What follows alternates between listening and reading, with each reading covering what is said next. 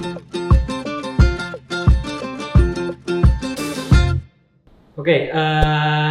selamat siang. Berjumpa kembali Sobat Alumni bersama saya, Odam, dosen dari Fakultas Ilmu Sosial dan Ilmu Politik. Tapi saya hari ini tidak sendiri. Kali ini kita kedatangan alumni yang saya kira cukup melalang buana kemana-mana sebagai seorang jurnalis. Beliau adalah seorang co-founder sekaligus CEO dari Kata Data, sebuah lembaga yang kita semua kenal, sudah tidak asing lagi di telinga. Kita sapa, selamat siang Mas Meta. Selamat siang Mas Udam. Apa kabar? Baik. Oke, Mas Meta, kalau boleh jujur, Mas Meta ini kan sebagai seorang alumni Gajah Mada, sudah melalang buana kemana-mana, dan pengalamannya di jurnalistik juga sudah banyak. Sebenarnya, sebelum menjadi seorang CEO dan co-founder ini, siapa dulu Mas Meta itu? Siapa dulu? Ya saya sebetulnya kan pertama kuliah di Gajah Mada sudah lama sekali. Angkatan, kalau ngomong angkatan nih, tua sekali, angkatan 88.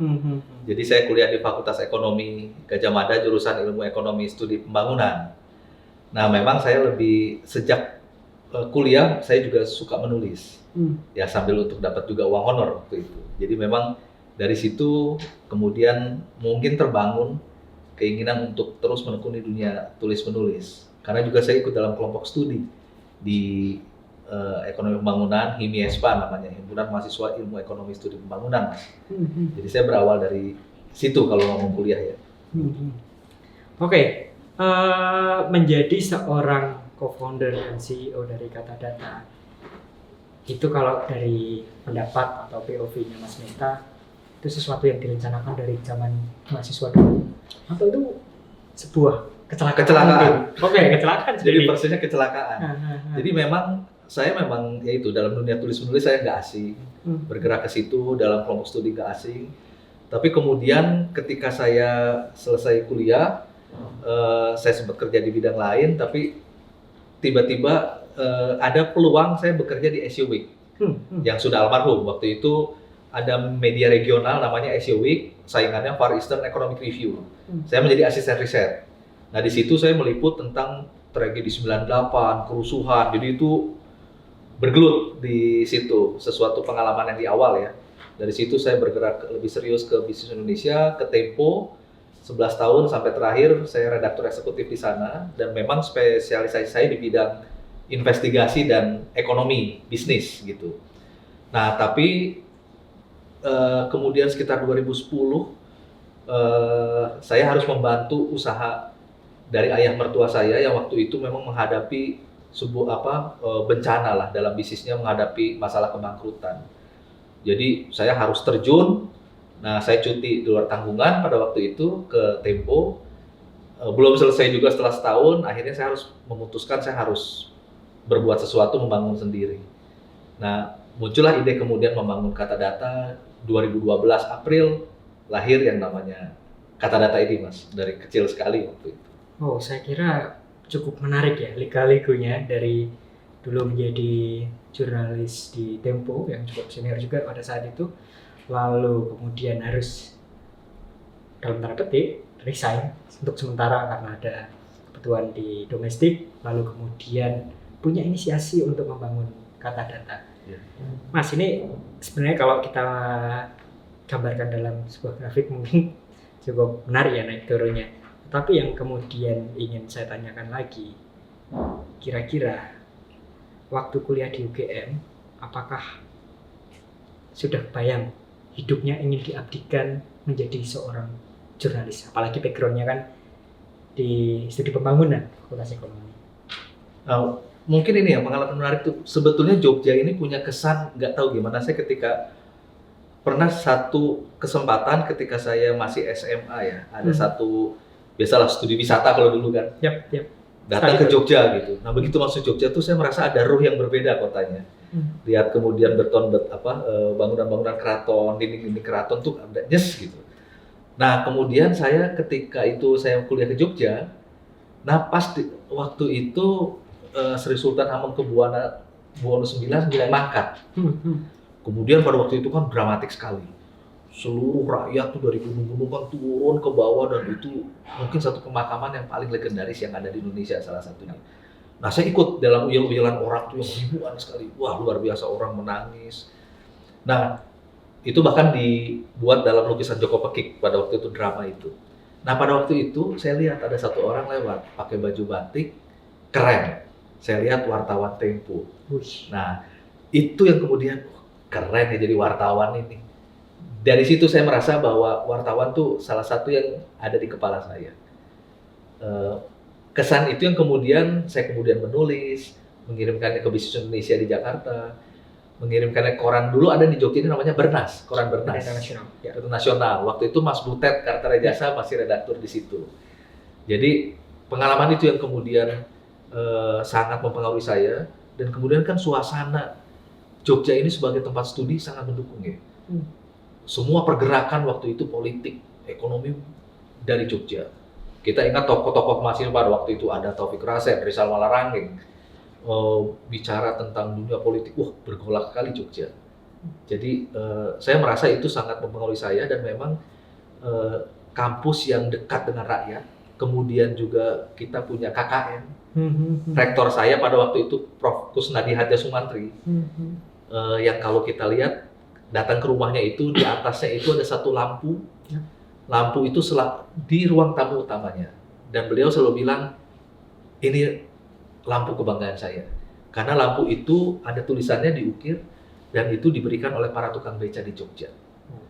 Jadi Profesor Kusnadi itu sangat mempengaruhi pola pikir saya gitu. Kemudian dulu ada profesor siapa lupa saya namanya, tentang teknologi tepat guna gitu. Jadi UGM ini dekat sekali dengan masalah-masalah sosial kemasyarakatan, dan figur Pak Rektor waktu itu, Prof. Kusnadi itu kan luar biasa. Tokoh pendidikan yang luar biasa, dan ketika saya melihat, wah, masih ingat tuh saya momen tuh, lampunya seperti apa gitu.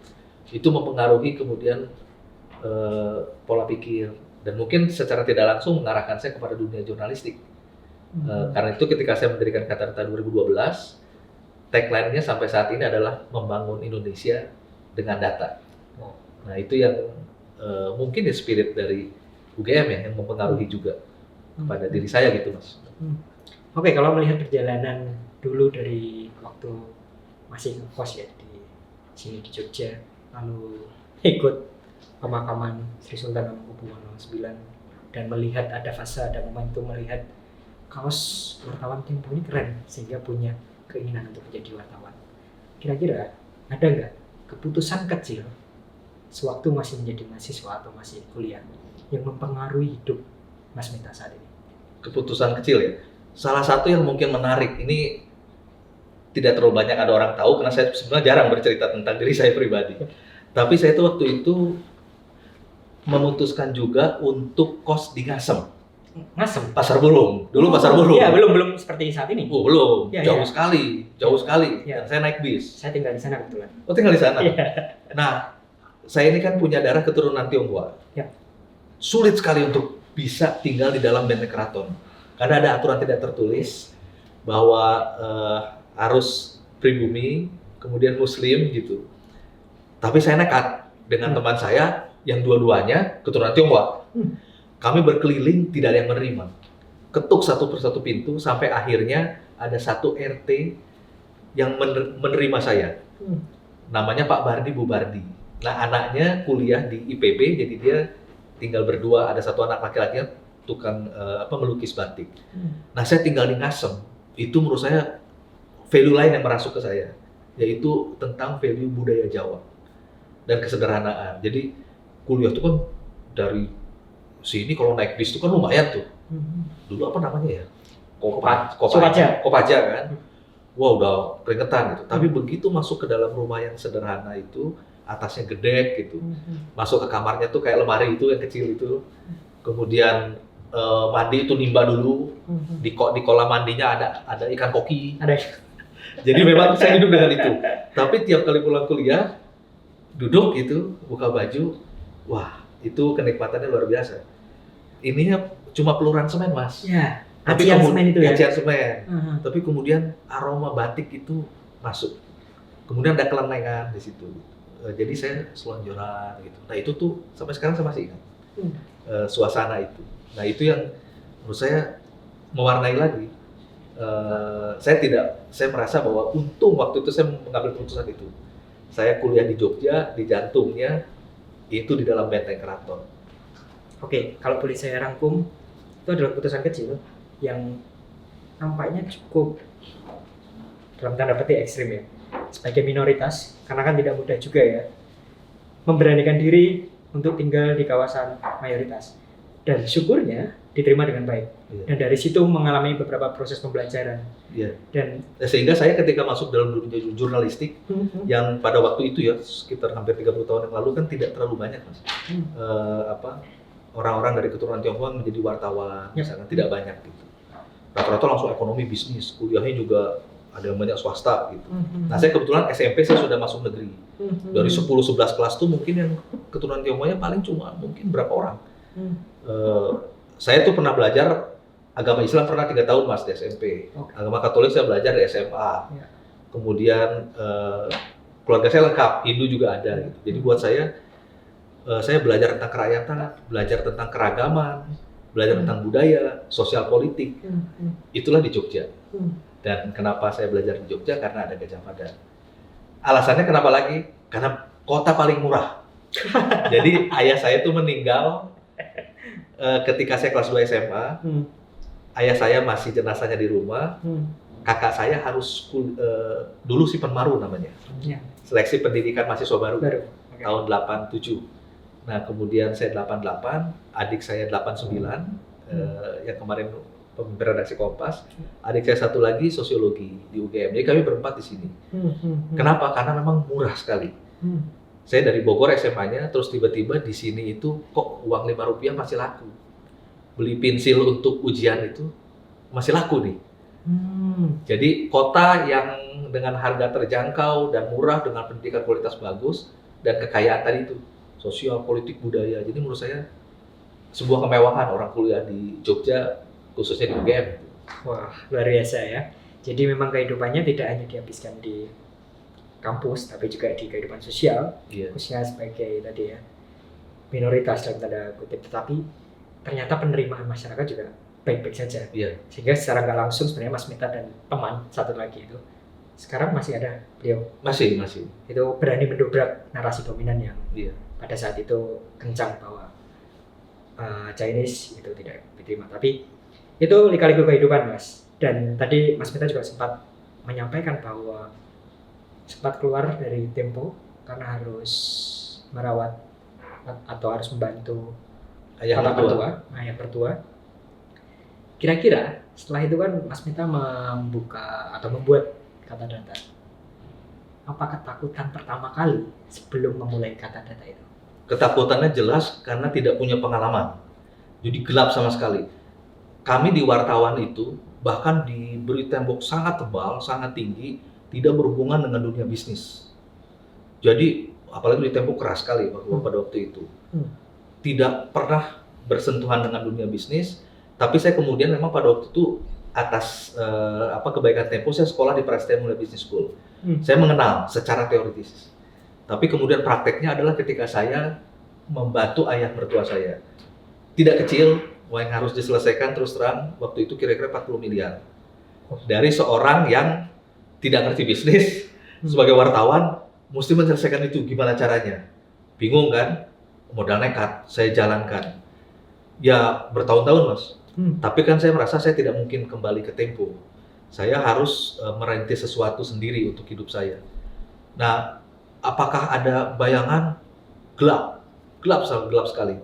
Tapi ini yang selalu saya bagi kalau para founder startup, yang penting adalah punya gambaran besar visinya mau kemana. Nah, saya mencari referensi dan riset kecil bahwa media itu media cetak elektronik akan turun, cetak khususnya, tapi online akan naik.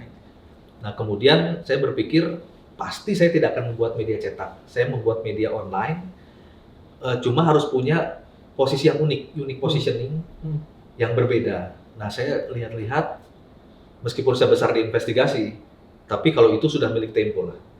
Nah, saya cari sesuatu yang belum ada di sini, itu apa? Data. Karena saya ingat waktu saya belajar di Prasetya Mulia diajarkan ada satu slide, kita harus menjadi di antara kerumunan kambing yang putih, domba putih gitu, domba berbulu putih. Tiba-tiba di slide itu ada domba warna biru.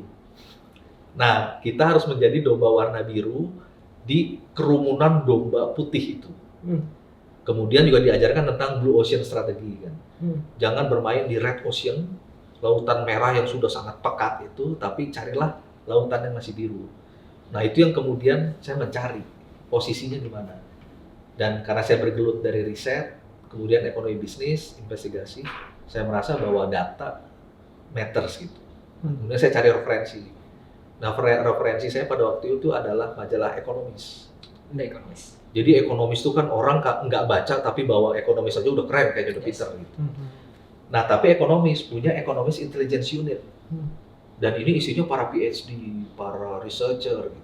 Nah, dua-duanya ini, baik Economist Magazine maupun Economist Intelligence Unit, itu worldwide. Jadi ini powerful dua-duanya. Nah, saya ingin mengawinkan ini dalam bentuk yang super mini. Ya, jadilah namanya kata data. Jadi kata dan data. Sesimpel itu sebetulnya. Wow, sangat filosofis sekali ya.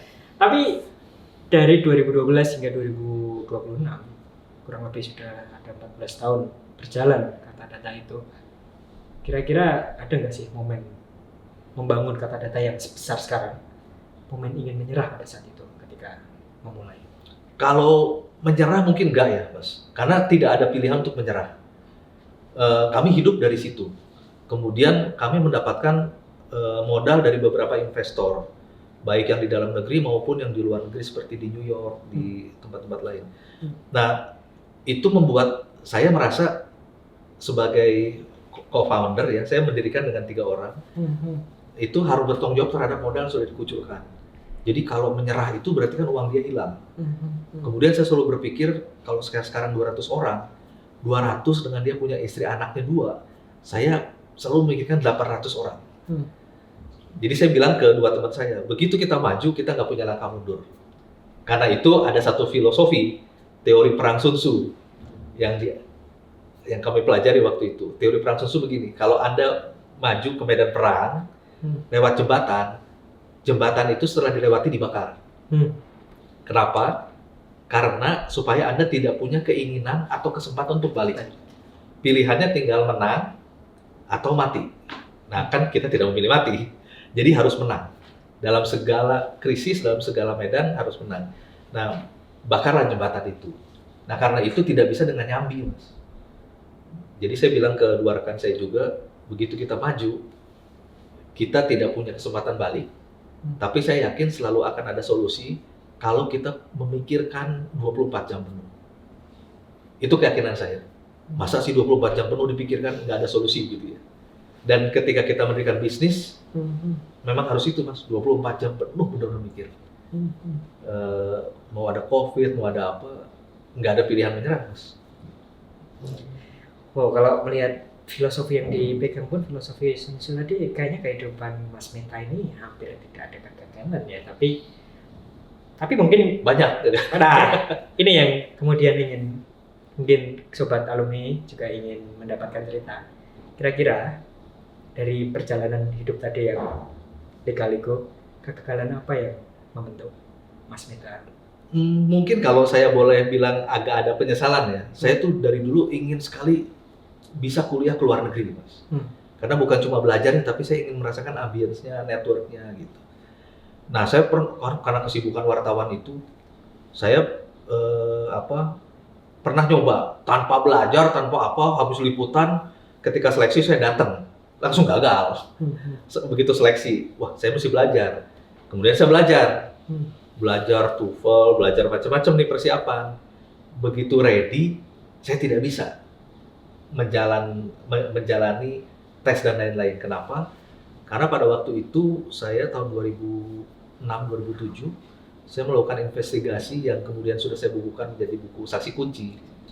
Itu sebetulnya cukup riskan untuk saya dan keluarga saya karena kan kasus tentang penggelapan pajak terbesar di Indonesia yang namanya Asian Agri ya, perusahaan sawit, salah satu perusahaan sawit terbesar dunia bahkan.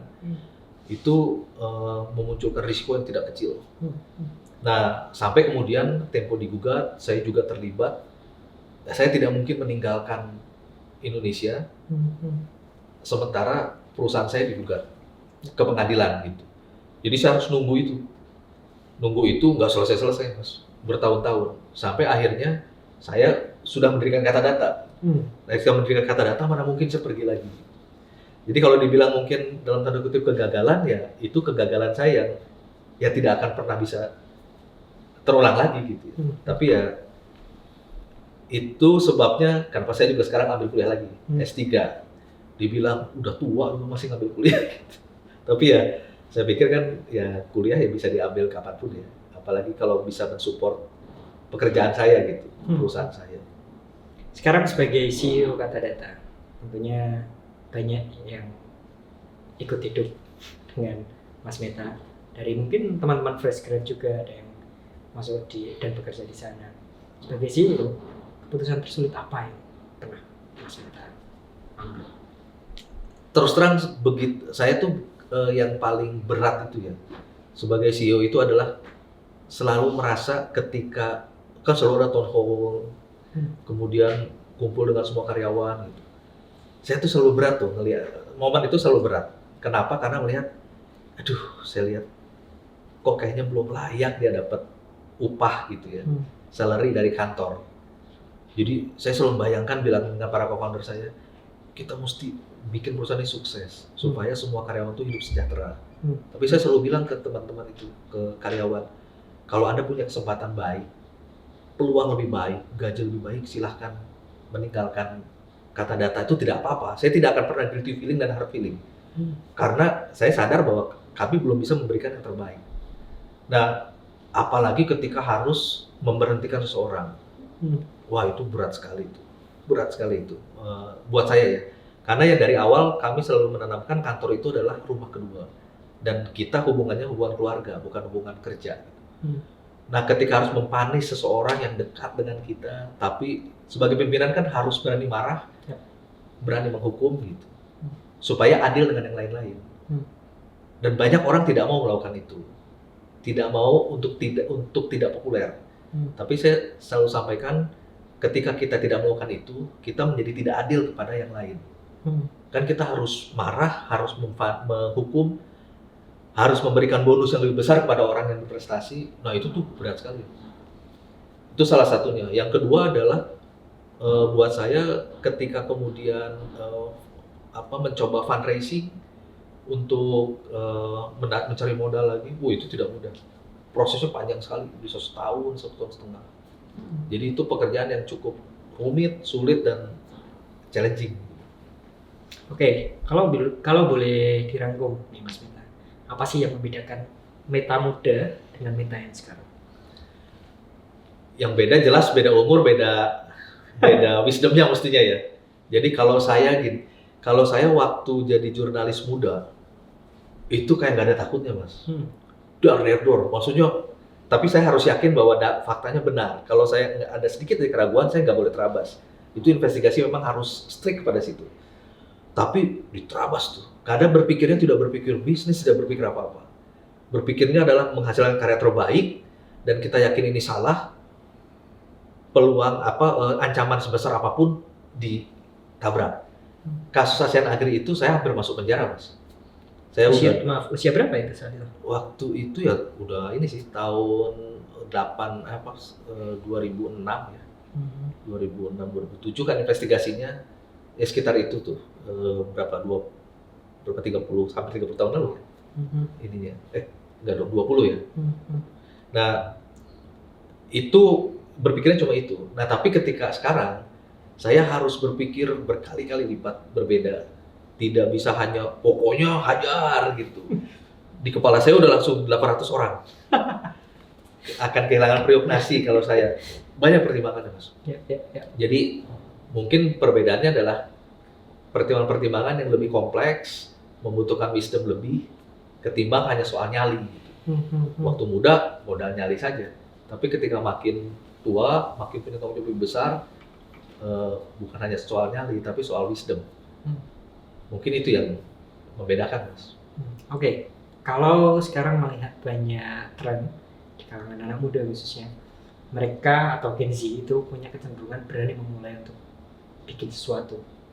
Oleh karena itu fenomena seperti munculnya adanya startup mulai bermunculan. Bahkan di Indonesia banyak startup yang dia mulai di sektor ekonomi, bisnis, bahkan yang jurnalis seperti Kata Data ini.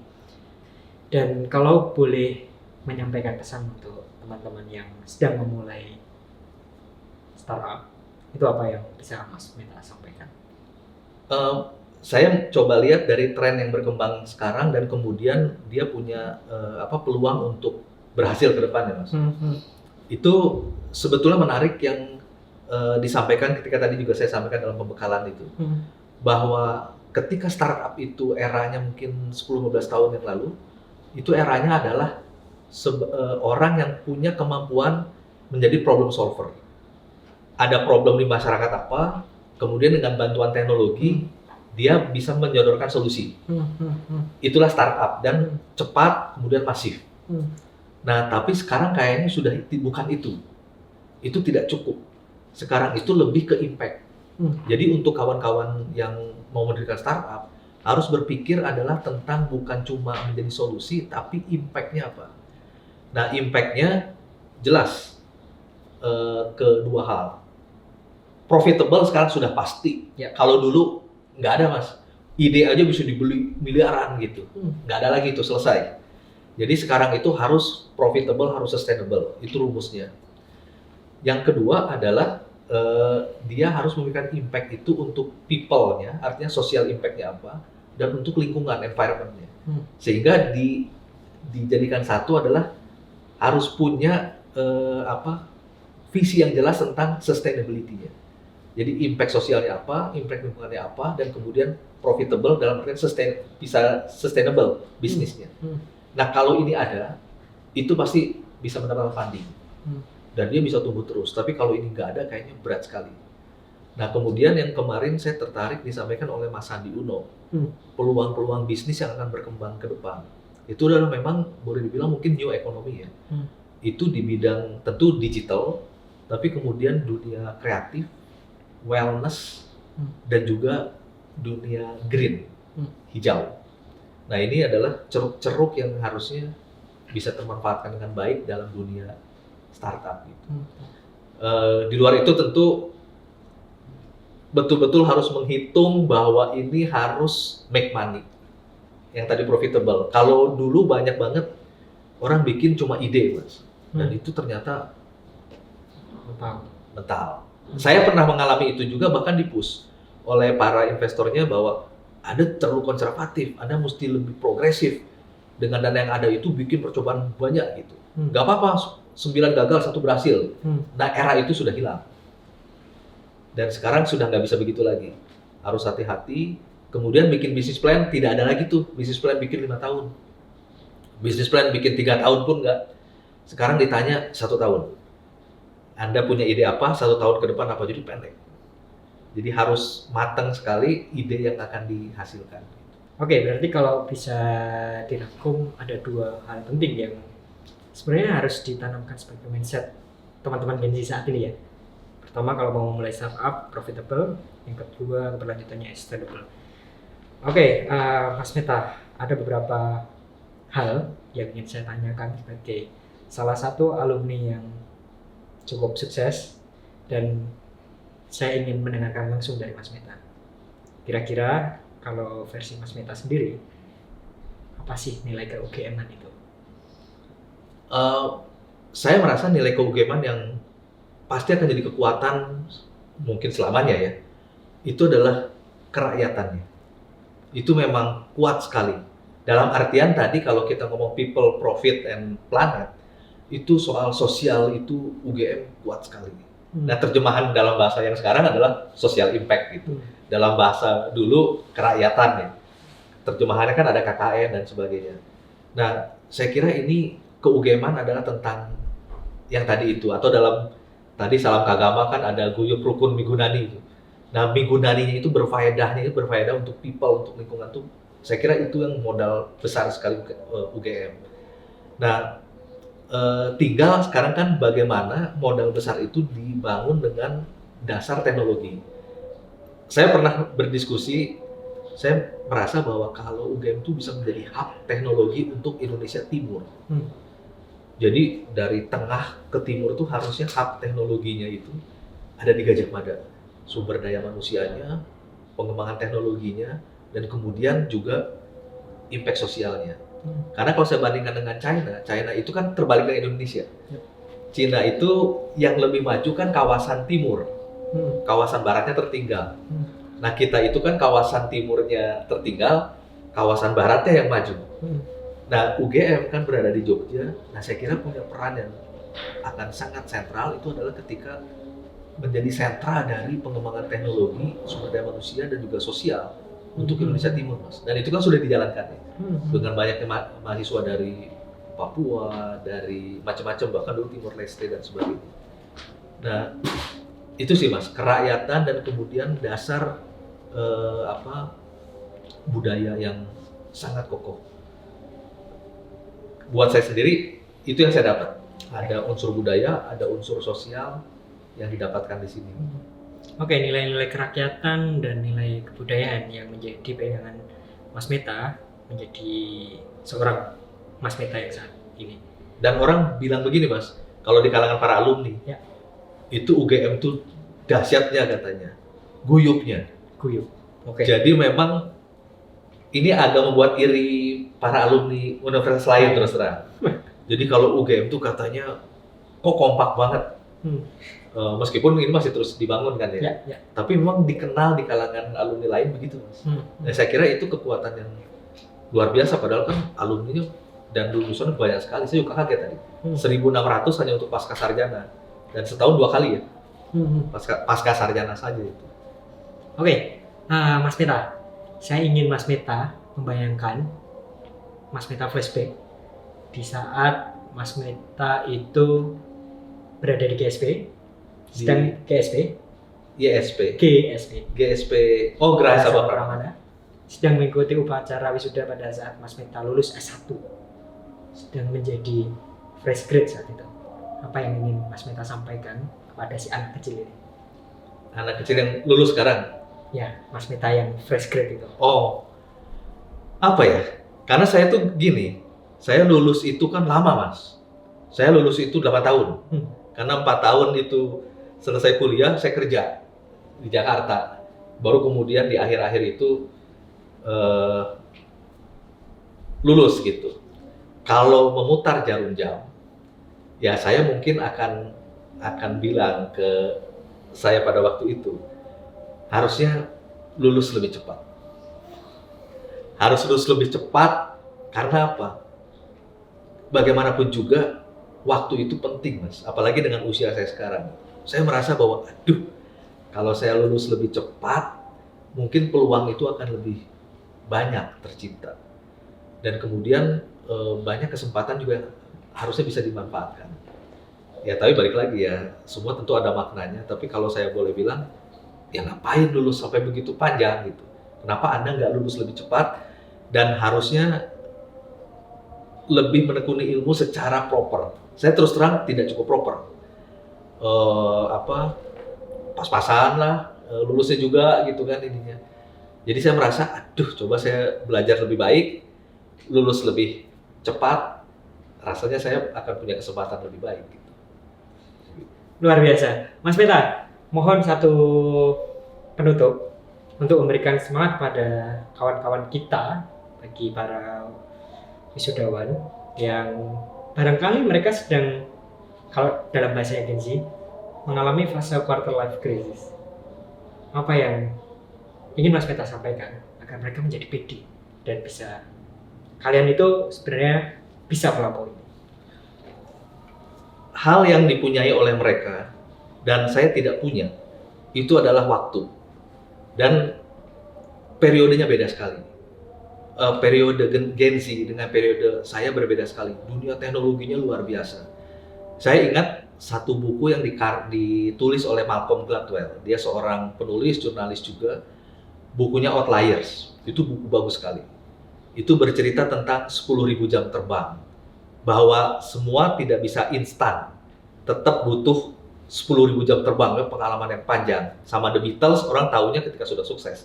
Tapi banyak orang tidak tahu dia mulai dari klub-klub kecil di Jerman. Nah, itu penting. Tapi kemudian ada faktor lain. Ada faktor luck. Dan faktor luck itu juga terkait dengan faktor waktu.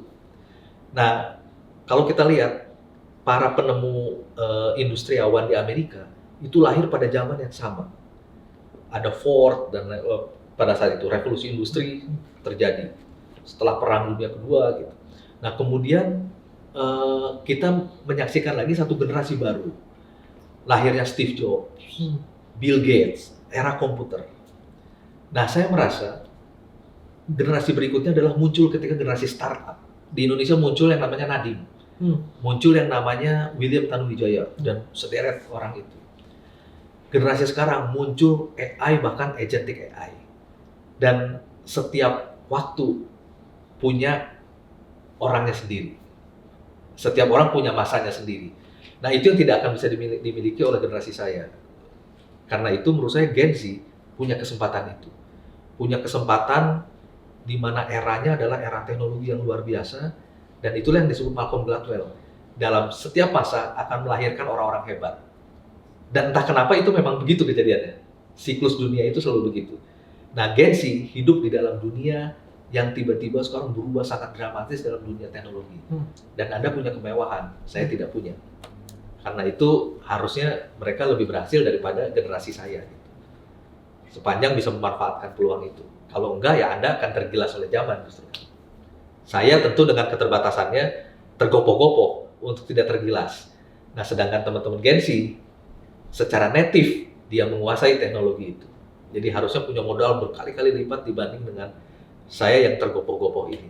Tapi kan saya juga tidak harus menyerah, kan? Tidak boleh menyerah. Apalagi adik-adik yang masih Gen Z dan hidup di masa ini. Oke, luar biasa kita sharing dengan Mas Meta.